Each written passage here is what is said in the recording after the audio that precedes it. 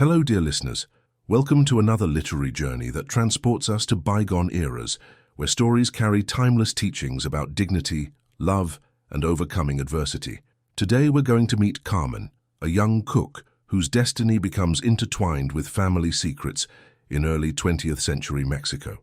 A narrative about inheritance that goes far beyond the material.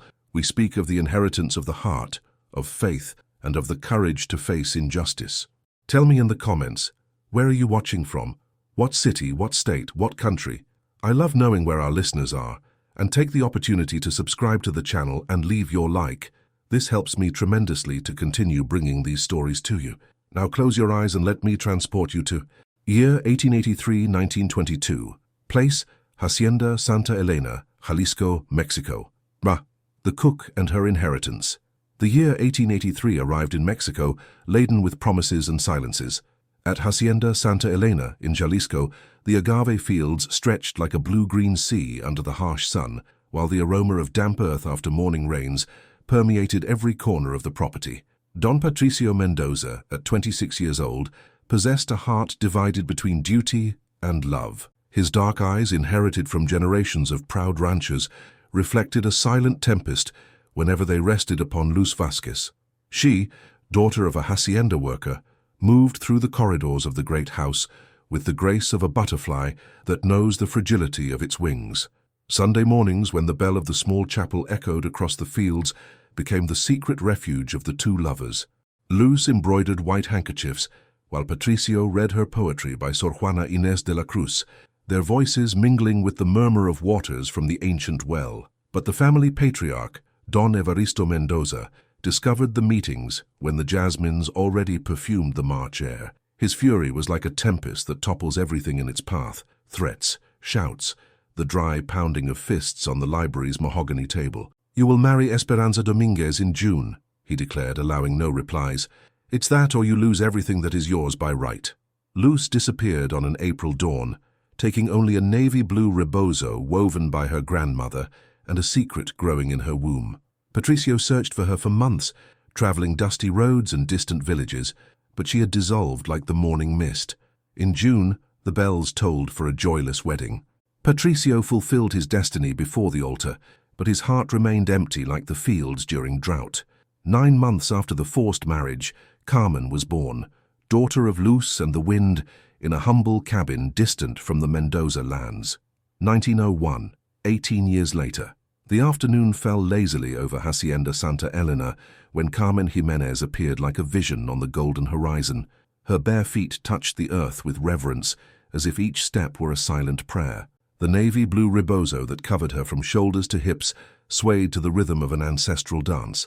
Don Patricio, now 44 years old with silver hair at his temples, walked through the fields, inspecting the harvest, when he saw her collapse near the ancient well. His heart leaped in his chest, not from the common compassion one feels for someone in need, but from a visceral recognition that struck him like lightning.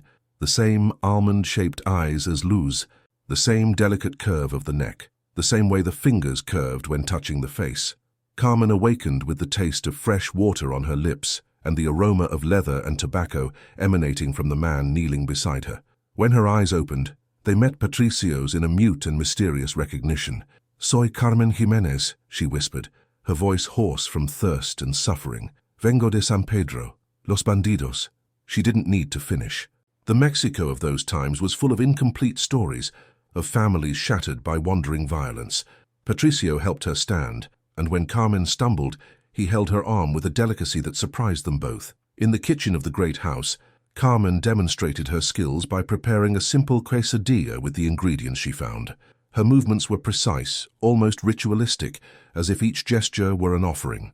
The aroma that spread through the house awakened even Esperanza, who came down from the veranda with curiosity. "You may stay," said Patricio, without consulting his wife. "I need someone in the kitchen." Esperanza raised her eyebrows but did not protest. There was something in Carmen's presence that commanded silent respect. That night Carmen knelt in the small room that was offered to her and prayed the rosary she carried tied to her waist. For the first time in months she felt protected, not knowing she was under the care of the man who had given her life. The years succeeded each other like the seasons, each bringing its own colors, aromas, and silent melodies. Carmen took root at Hacienda Santa Elena like a sacred tree, growing in wisdom and culinary skill until she became legend among workers and visitors. Her blue corn tortillas were sought after, even by neighboring ranchers, who came from afar just to taste the mole poblano she prepared with 18 different ingredients, each ground by hand in the volcanic stone metate she had inherited from no one knew whom. Every morning before dawn, Carmen lit the wood stove and prepared coffee for the workers. Her movements were a sacred dance, the slow stirring of the clay pot, the aroma of piloncillo dissolving, the soft sound of chocolate being beaten in the wooden molinillo. Don Patricio developed the habit of appearing in the kitchen during those silent dawns. He would sit on the bench near the window and watch Carmen work, drinking the hot chocolate she served him in a blue and white Talavera cup. They rarely conversed. Words seemed unnecessary in those moments, charged with inexplicable tenderness.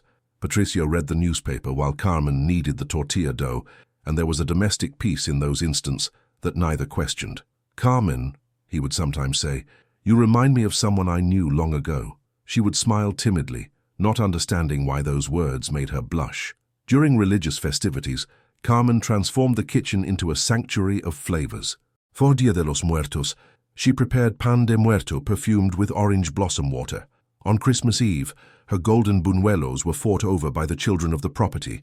Don Patricio always asked for seconds of everything she cooked, and Carmen felt inexplicable joy seeing him savor her dishes with closed eyes, like one who tastes not just food but memories. Esperanza observed this growing intimacy with increasing discomfort, but never found concrete reason for protests. Carmen was respectful, worked from sun to sun, and never crossed the invisible boundaries of social hierarchy.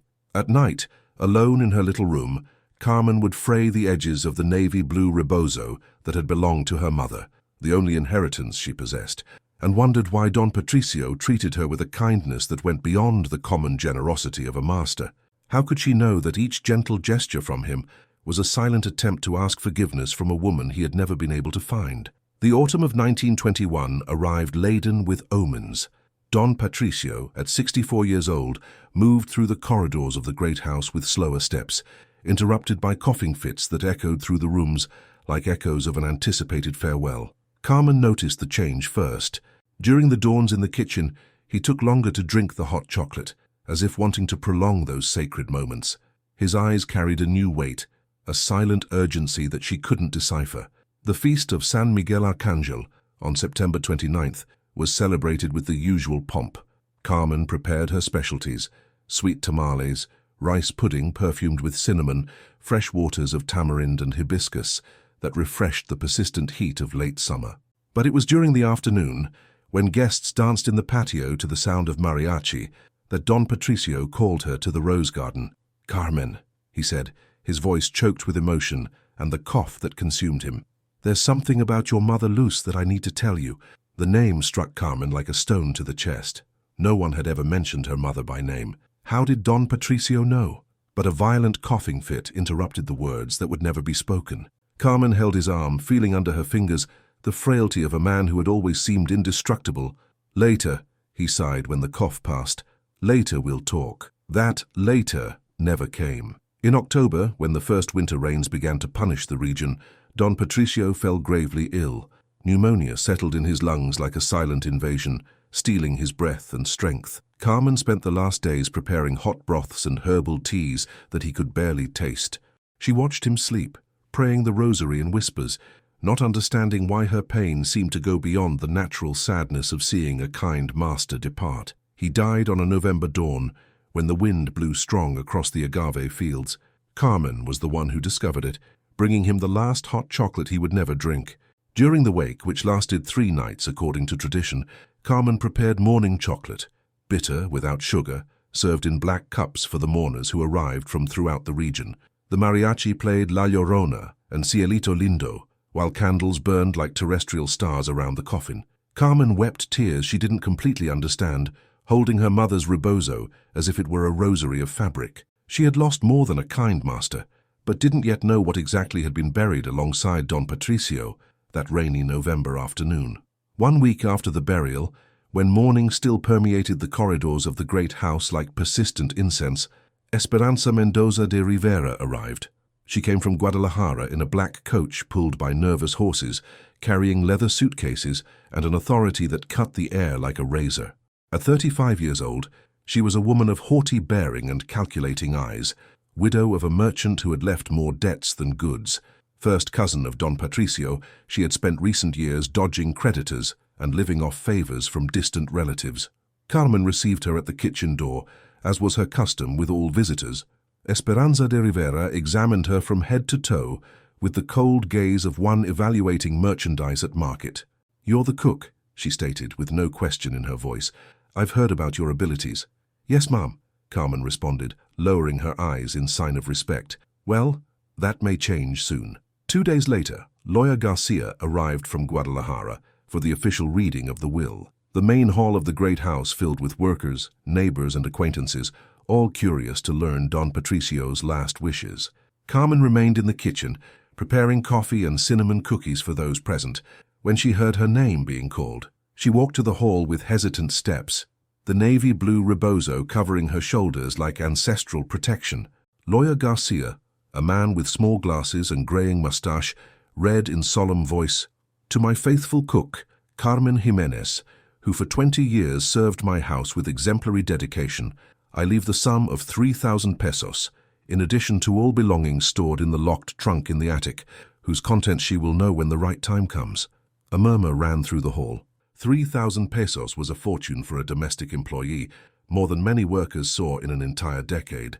Esperanza de Rivera paled. Her calculations didn't include such a generous donation to a simple indigenous cook. The rest of the inheritance, the hacienda, the lands, the goods, was hers by blood right.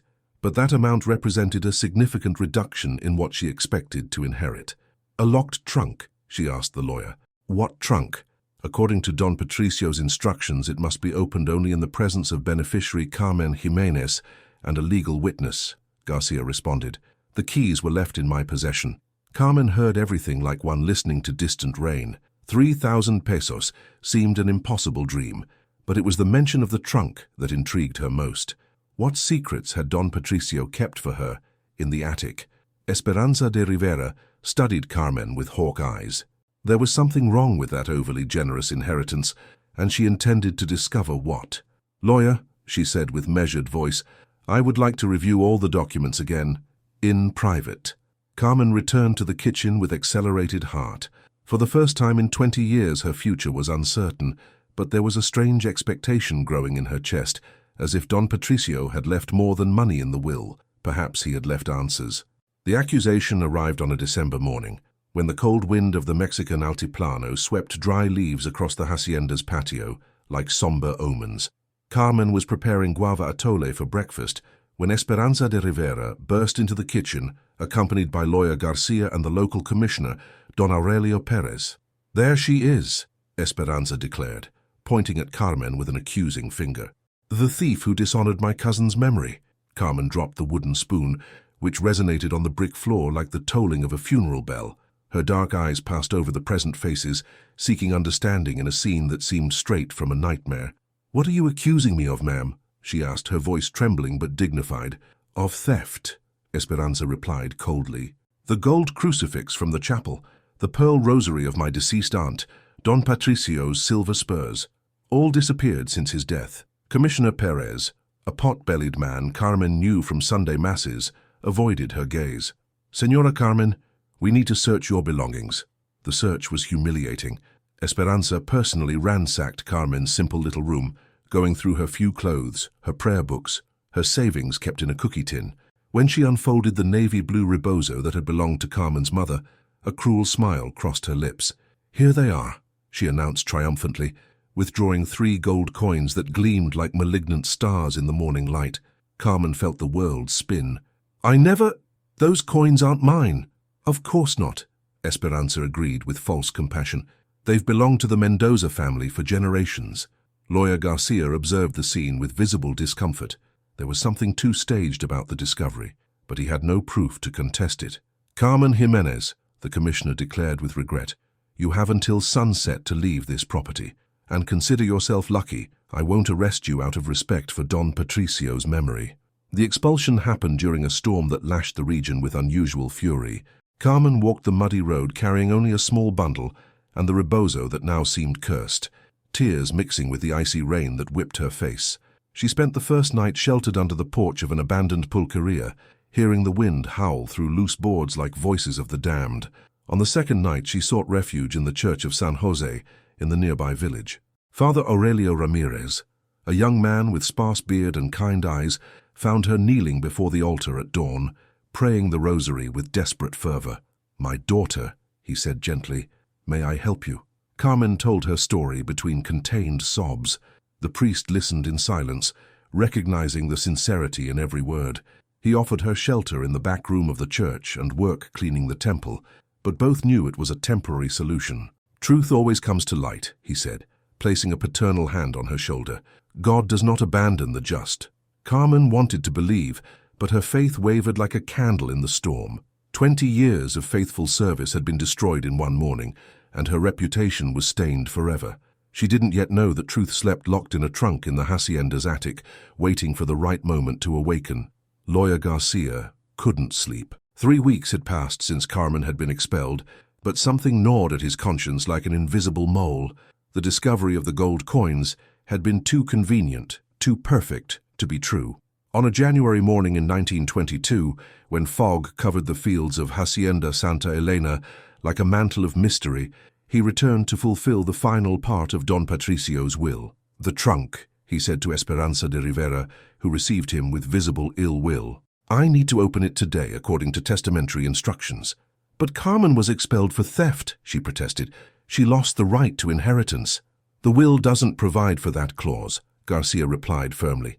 "Don Patricio was very specific. The trunk must be opened regardless of circumstances." In the dusty attic of the great house, among furniture covered by ghostly sheets and yellowed portraits of ancestors, stood the cedar wood trunk with bronze fittings. Garcia inserted the ornate key, and the lid opened with an ancient groan. The contents left him breathless. Carefully organized documents.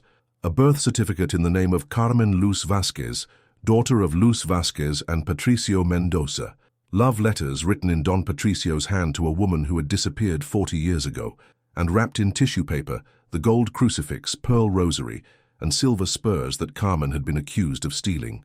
A letter sealed with red wax bore Don Patricio's handwriting, to be read when Carmen Jimenez learns her true identity. "My dear daughter, if you are reading this letter, it's because God allowed truth to come to light. You are my legitimate daughter, born of true love between your mother Luz Vasquez and me. For 20 years you lived under my roof without knowing you were in your own home. Every cup of chocolate you served me, every smile you gave me, were gifts from a daughter to the father who never had the courage to reveal himself. I leave you half of everything I possess: lands, house, money, and especially the family recipes for tequila distillation that will make you rich and independent. The objects in this trunk were stored 8 months ago, when I sensed my approaching death. If anyone accuses you of stealing them, this letter is your defense. Forgive me for not having had the courage to recognize you in life. True love sometimes hides behind fear. Your father, who always loved you, Patricio Mendoza." Garcia felt his hands tremble as he folded the letter. Esperanza de Rivera had paled to the color of lime. "She is his daughter?" she whispered. "Legitimate daughter," Garcia confirmed, examining the documents. "Born before his marriage to Esperanza Dominguez. According to law, she has right to half the inheritance. And I accused her of theft," Esperanza murmured, understanding the magnitude of her injustice. "You planted the gold coins in her rebozo, didn't you?" Garcia asked severely. "You knew about the trunk and tried to eliminate the beneficiary before it was opened." Esperanza collapsed into a dusty chair, the weight of guilt crashing down on her like a falling wall. She had destroyed an innocent to protect an inheritance that didn't even entirely belong to her. "How will we find her?" she asked with a broken voice.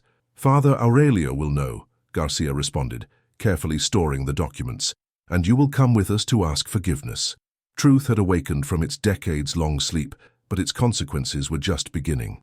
Carmen was kneeling before the image of Saint Joseph when Father Aurelio found her on Sunday morning. The sun filtered through the church's colored stained glass, painting her curved figure in tones of blue and gold, like a sacred apparition. "My daughter," the priest said gently, "there are people who need to speak with you." She raised her eyes swollen from so much praying, and saw lawyer Garcia waiting at the side entrance, accompanied by an unrecognizable Esperanza de Rivera, pale, crestfallen, stripped of the arrogance that had characterized her. Garcia approached with reverent steps, like one approaching an altar. In his hands he carried documents that shone under the morning light like pages from a sacred book. "Carmen Luz Vasquez," he said, using the full name she had never known she possessed, "you are the legitimate daughter of Don Patricio Mendoza." The words echoed through the empty nave like celestial bells. Carmen felt the world tilt under her feet, as if the entire earth had moved a few degrees. Garcia read the father's letter aloud, each word falling like drops of rain on Carmen's thirsty soul. When he finished, the silence was absolute, broken only by the whisper of candles burning before the saints. "The objects you were accused of stealing were stored in the trunk 8 months ago," Garcia explained.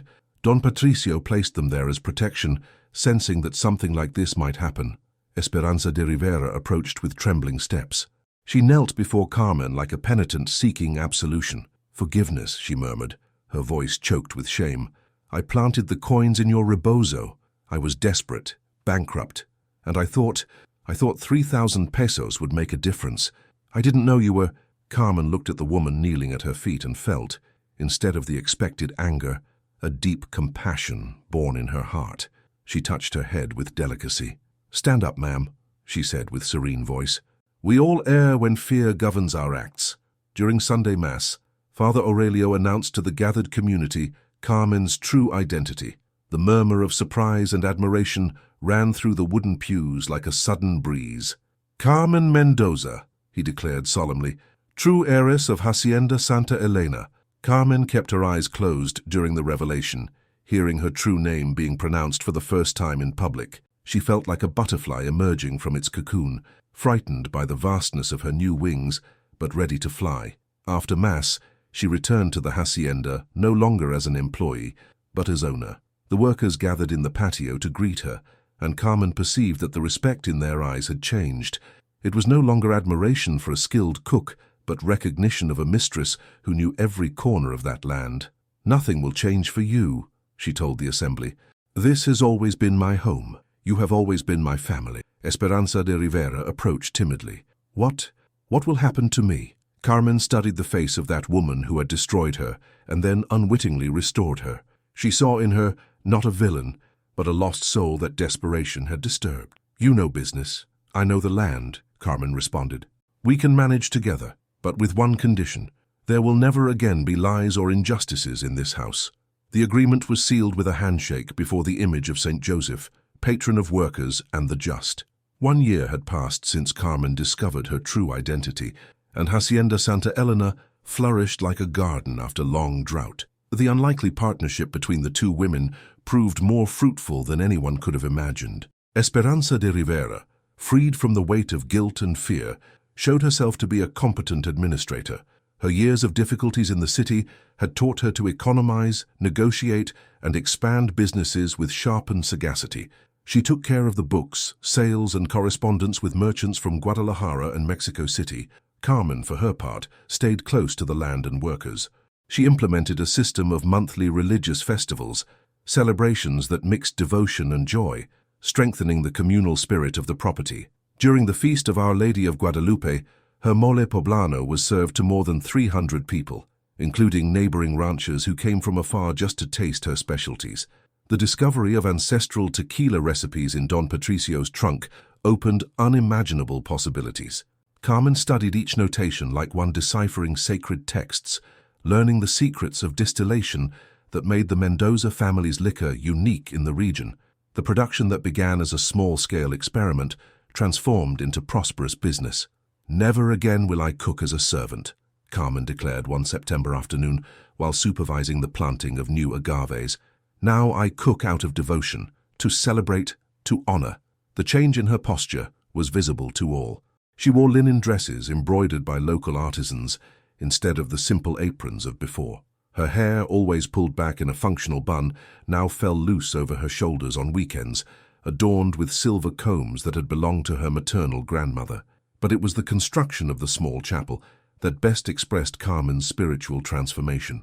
Built in the garden where Don Patricio had tried to reveal the truth that interrupted afternoon, The chapel was dedicated to the Sacred Hearts of Jesus and Mary, patrons of true love that overcomes all adversities. During the inauguration, held on a December morning perfumed with poinsettia flowers, Carmen invited all the hacienda workers and their families. Father Aurelio blessed the small temple, while the mariachi played Las Mañanitas in solemn version. "This chapel is for my parents," Carmen announced with emotional voice, "for Luz Vasquez, who taught me to have faith even in adversity, and for Patricio Mendoza, who protected me even without being able to reveal himself." Esperanza de Rivera, who attended the ceremony with tears in her eyes, approached after the blessing. "You've become a better owner in 1 year than I would be in 10, she confessed. Don Patricio chose his heiress well. Carmen smiled, holding the navy blue rebozo that she now wore only on special occasions. "I didn't inherit just lands and money," she responded. "I inherited the love they could never fully express. That's the true wealth." The tradition of morning hot chocolate remained unchanged. Every morning, Carmen prepared the drink in the same Talavera cup that had served her father for 20 years. But now she drank it in contemplative silence, feeling Patricio's spiritual presence in those sacred moments. In the spring of 1923, the fame of Hacienda Santa Elena had spread throughout the state of Jalisco. The agaves planted by Don Patricio decades before had reached the ideal point for harvest, and Carmen personally supervised the cutting of each plant's heart, like an ancestral ritual connecting generations. The Jimadores, experienced men who had known the secrets of harvest since boyhood, respected Carmen not just as owner, but as authentic knower of agave mysteries. She had studied every notation left by her father, every distillation secret noted in small letters in the margins of ancient notebooks. "La piña está perfecta," said Tomás Aguilar, the most experienced foreman, showing the whitish heart of a centennial agave. Don Patricio would be proud. Carmen touched the irregular surface of the piña with reverence. There was concentrated the work of years, the patience of Mexican earth, and the wisdom of men who understood that the best tequila is not made in haste.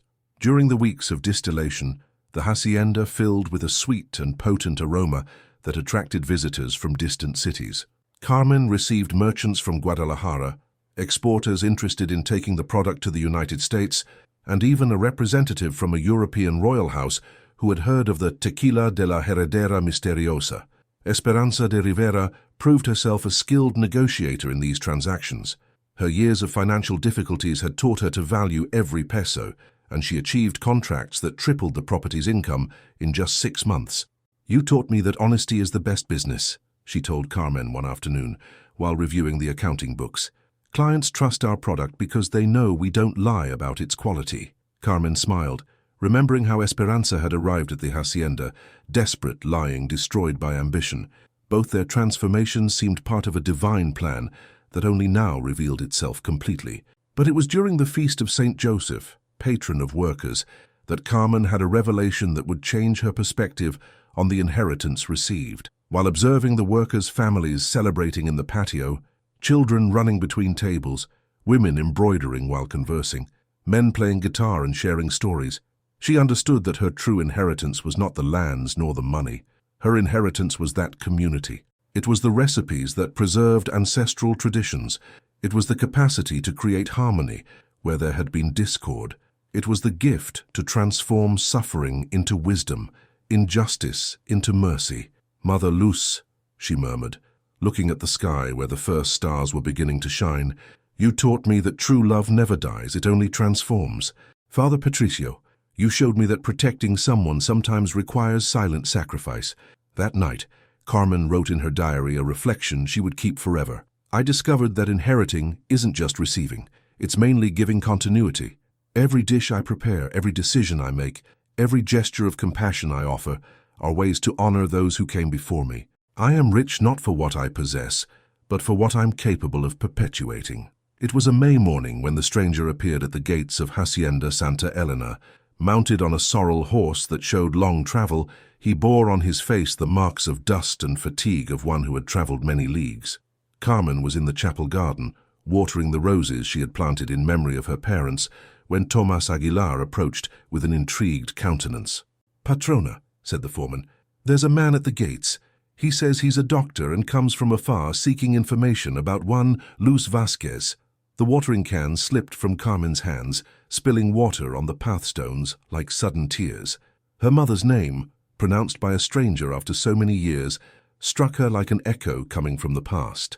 The visitor was called Dr. Eduardo Maldonado and came from the city of Colima, more than 200 kilometers away. He was a middle-aged man with graying hair and kind eyes that betrayed a life dedicated to caring for others.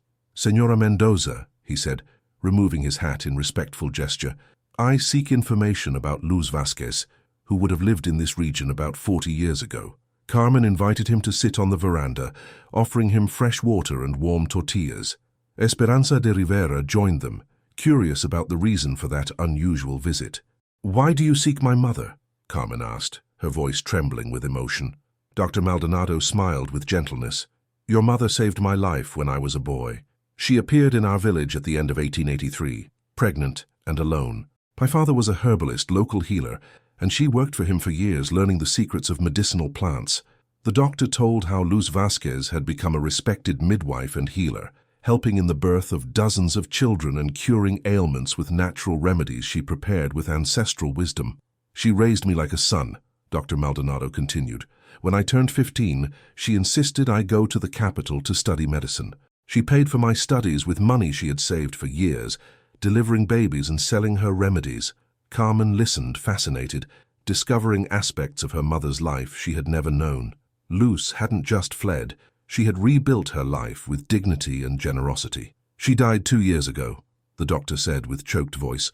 "Before dying, she told me about the daughter she had left somewhere in Jalisco. She said your name was Carmen, and you must be about 40 years old now." "But how did you find me?" Carmen asked, tears running free down her face. Dr. Maldonado smiled.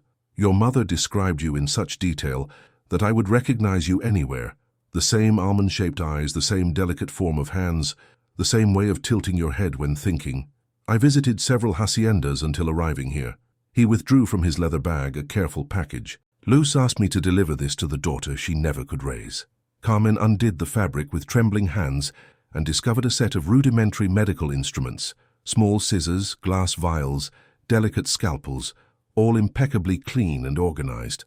"She wanted you to know that you also possess the gift of healing," Dr. Maldonado explained. "For years she trained young midwives, teaching them not just technique, but the compassion necessary to accompany women in their most vulnerable moments.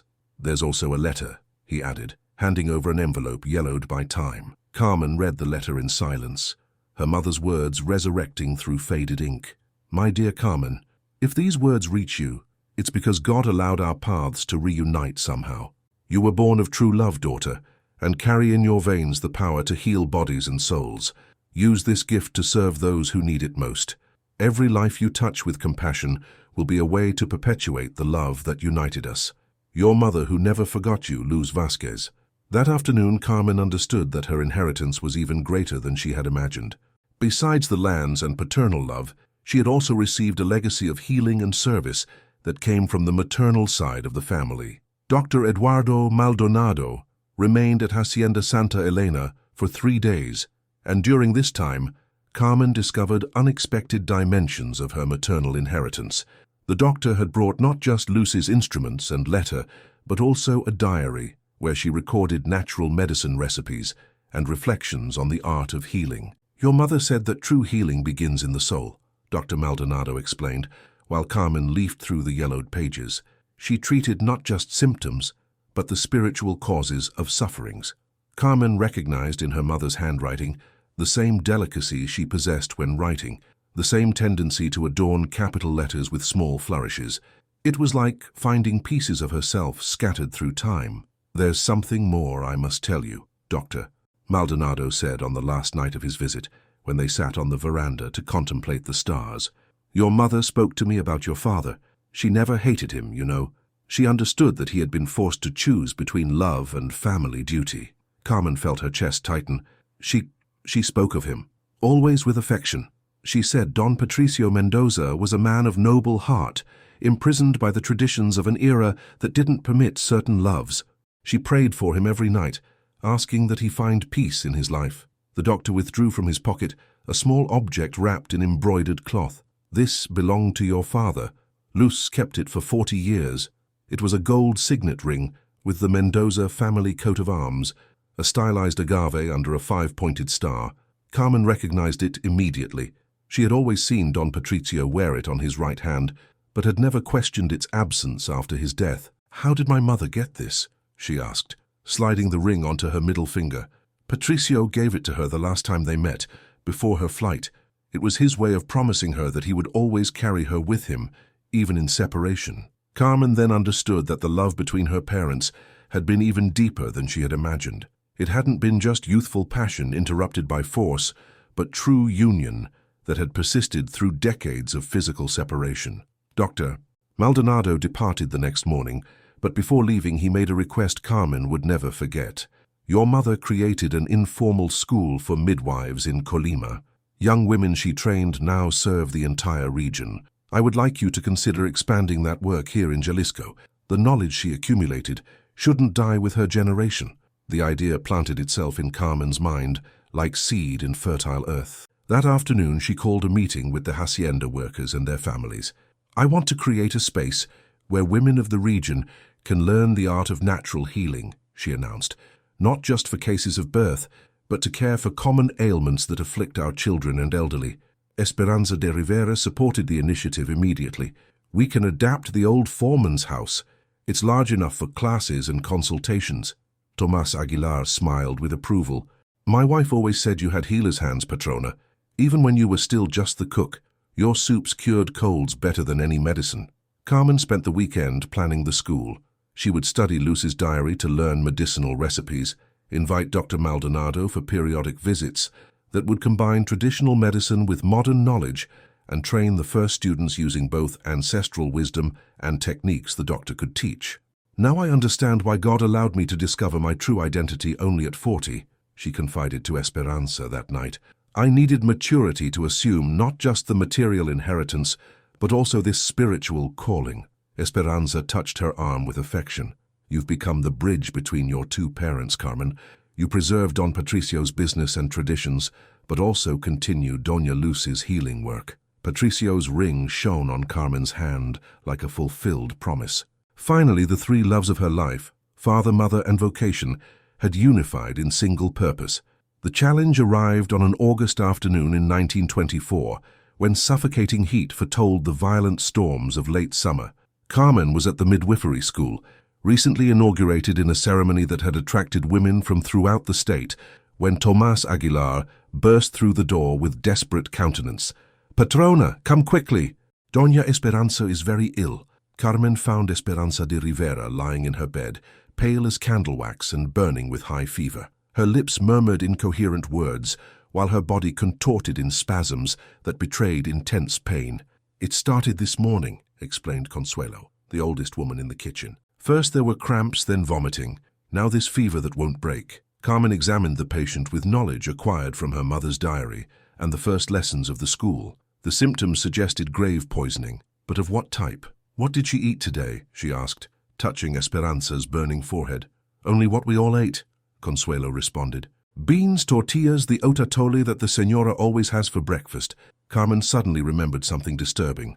Days before, she had dismissed Remedios Sanchez, a worker she had discovered stealing corn from the warehouses. The woman had left furious, shouting threats that had seemed empty at the moment. "Where is the leftover atole?" Carmen asked with growing urgency. They ran to the kitchen, where Carmen examined the thick liquid with growing suspicion. The aroma was slightly altered, a bitter note that didn't belong to the mixture of oats and cinnamon. "Oleander," she murmured, recognizing the poison described in Luz's diary. Someone mixed oleander leaves into the atole. Esperanza was being slowly poisoned, dose after dose, through the breakfast she consumed religiously every morning. Carmen calculated quickly.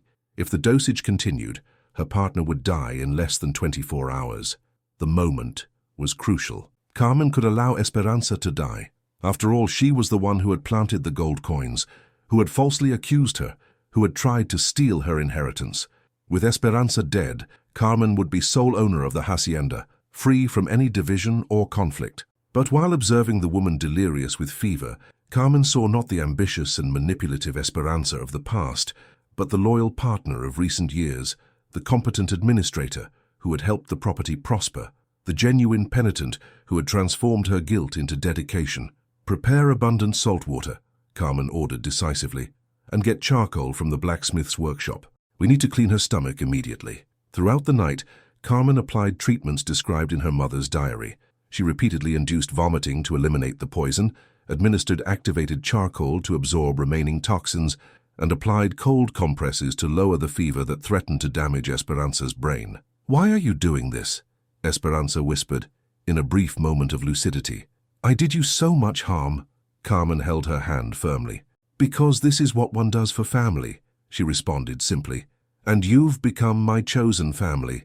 At dawn, when the first rays of sun touched the room's windows, Esperanza was breathing normally again. The fever had subsided, vomiting stopped, and her skin recovered its natural color. "She'll live," Carmen announced to the workers gathered in the hall. "But we need to find who did this." Remedios Sanchez was found in the neighboring village, trying to sell obviously stolen corn. When confronted, she readily confessed her assassination attempt, explaining she intended to kill only the rich patrona, without knowing she would also harm the other lady. "I wanted you to suffer like I suffered when I lost my job," she sobbed, as she was handed over to authorities. Carmen observed the woman being taken away and felt only sadness. Vengeance was a poison that first poisoned whoever prepared it. Esperanza recovered completely, but the incident forever transformed the relationship between the two women. They were no longer partners by convenience, but sisters forged in the furnace of overcome adversity. "You saved my life," Esperanza said when she could sit up again, "after I tried to destroy yours." Carmen smiled, touching Patricio's ring that she now wore permanently. "My parents taught me that true love proves itself in the most difficult moments. Today I could prove I learned that lesson. But one question remained in the air like persistent incense. What other trials would destiny reserve to test the definitive transformation of their souls? December 1925. The chapel Carmen had built in memory of her parents filled with golden light on this Sunday morning that would close the most important cycle of her life. Through the small windows, the soft luminosity of Mexican winter filtered in, painting the whitewashed walls in tones of honey and hope. Carmen knelt before the simple altar, where two photographs rested among poinsettia flowers and perfumed candles. One portrayed Don Patricio in his years of youth, before circumstances forced him to choose between love and duty. The other showed Luz Vasquez, an image Dr. Maldonado had brought on his last visit, the serene face of a woman who had transformed suffering into wisdom. "My dear parents," Carmen murmured, her words mixing with the aroma of copal burning in the censer. "Today I complete 5 years since I discovered who I really am, and I can say I honored the inheritance you left me." The School for Midwives and Healers now trained women from 5 states. Dr. Maldonado visited monthly, combining ancestral wisdom with modern medicine to create a new generation of healers who served rural communities with dignity and competence. The tequila distillery had become legendary throughout Mexico.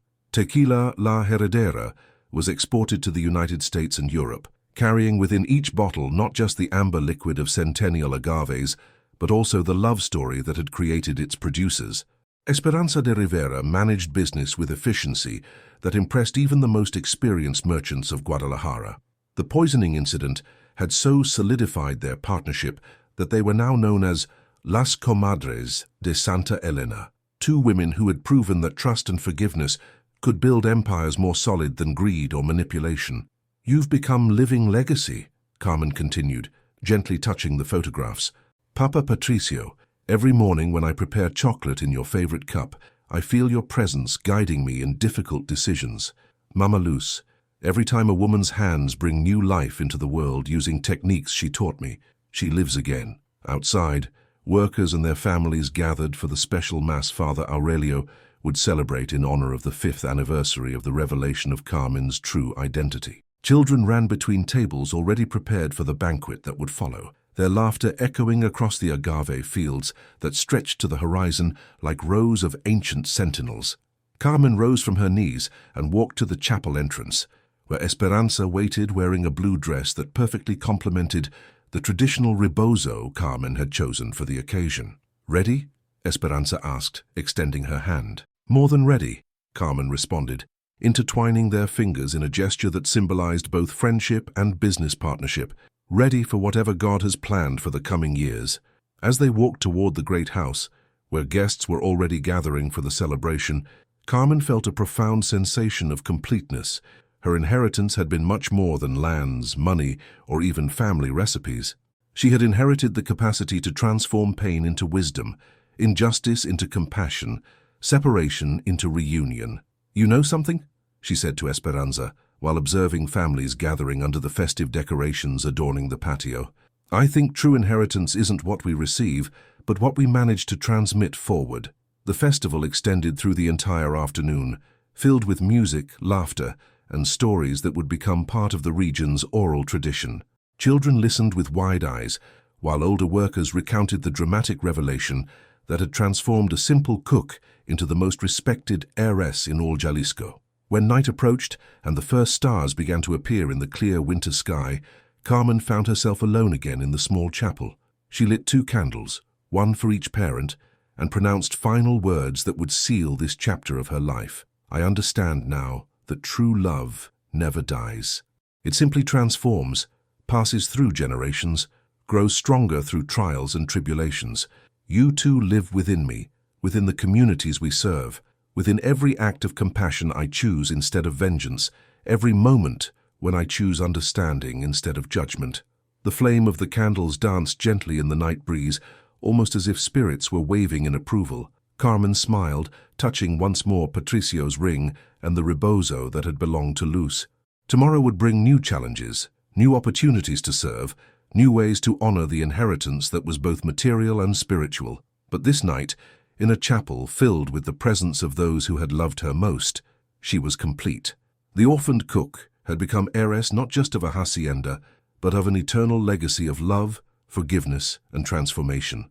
And in this legacy, she had discovered that the greatest inheritance anyone can leave isn't material possessions, but the capacity to love unconditionally, even in the face of the deepest injustice. The end.